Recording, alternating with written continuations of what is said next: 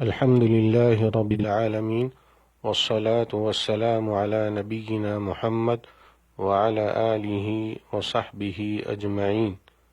برادران اسلام، دین اسلام میں علم کی بڑی اہمیت اور فضیلت ہے۔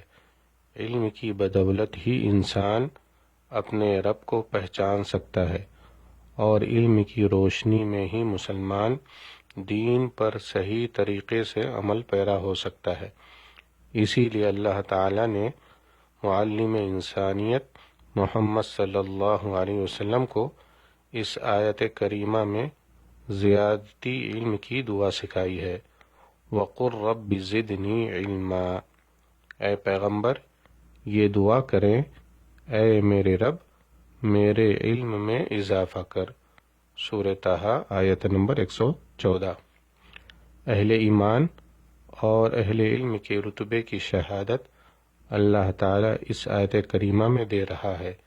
يَرْفَعِ اللَّهُ الَّذِينَ آمَنُوا مِنْكُمْ وَالَّذِينَ أُوتُوا الْعِلْمَ دَرَجَاتٍ، اللہ تعالیٰ تم میں سے ان لوگوں کے جو ایمان لائے ہیں اور جو علم دیے گئے ہیں درجے بلند کرے گا۔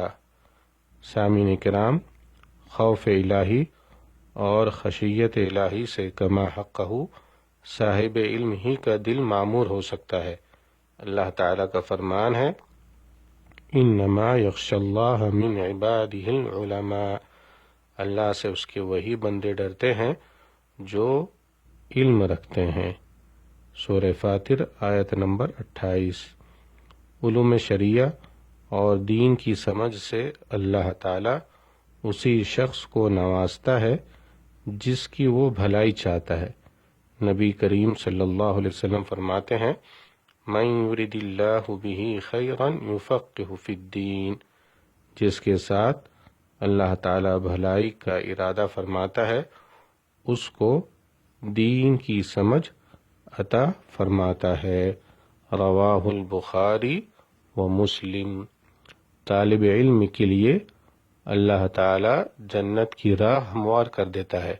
نبی کریم صلی اللہ علیہ وسلم نے فرمایا، من سلک طریقا یلتمس فیہ علما سہل اللہ لہ بہ طریقا الی الجنہ، جو طلب علم کے لیے کسی راستے پر چلے اللہ تعالیٰ اس کے لیے جنت کا راستہ آسان کر دیتا ہے۔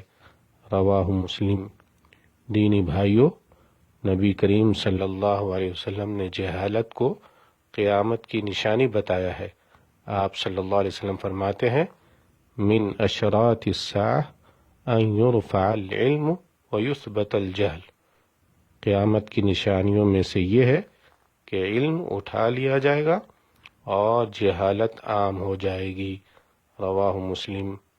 طلب علم کا حکم یہ ہے کہ دین کی بنیادی معلومات جس کے بغیر کسی مسلمان کو چارہ نہیں ہے اس کا سیکھنا اور اس کی معلومات حاصل کرنا واجب ہے۔